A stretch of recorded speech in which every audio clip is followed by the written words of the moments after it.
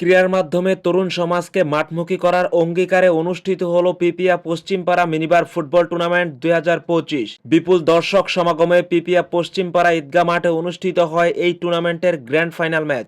আজকের খেলার সভাপতিত্ব করেন মোহাম্মদ নুরুল হক মাস্টার, প্রধান শিক্ষক, রাগদোল আইএম উচ্চ বিদ্যালয়। সহসভাপতি হিসেবে উপস্থিত ছিলেন কে মহিউদ্দিন, প্রিন্সিপাল, মাতৃভূমি মডেল গার্লস স্কুল।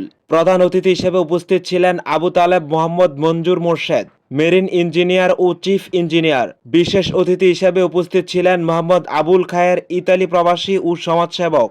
আজকের গ্র্যান্ড ফাইনালে যে দুটি শক্তিশালী দল অংশগ্রহণ করেছে, বড়ইয়া কৃষ্ণপুর মাদ্রাসা একাদশ বনাম শৈলপুর ফুটবল একাদশ। খেলা শুরু থেকেই দুই দলের মধ্যে ছিল টানটান উত্তেজনা।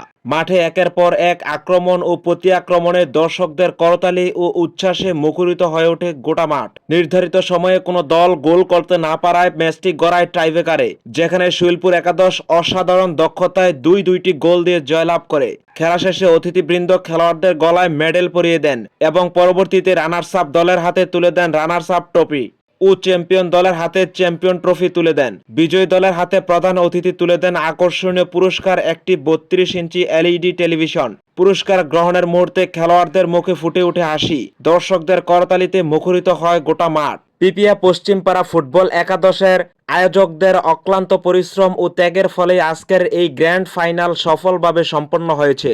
খেলাধুলাপ্রেমী জনগণ তাদেরকে আন্তরিক ধন্যবাদ ও শুভেচ্ছা জানান। ক্রীড়ায় শক্তি, ক্রীড়ায় বল, এই স্লোগানকে বাস্তবে রূপ দিয়ে এমন আয়োজন তরুণ প্রজন্মকে আবারও মাঠে ফিরিয়ে আনবে, এই প্রত্যাশা সকলের।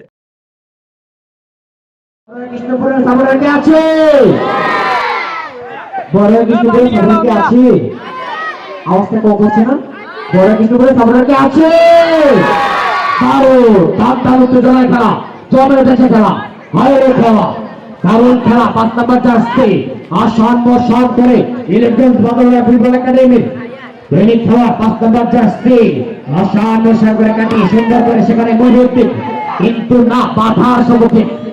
বাধা থেকে দাদা ফুটবলের দাদা দেখা যাক 5 নম্বর জার্সি লক্ষ্য করে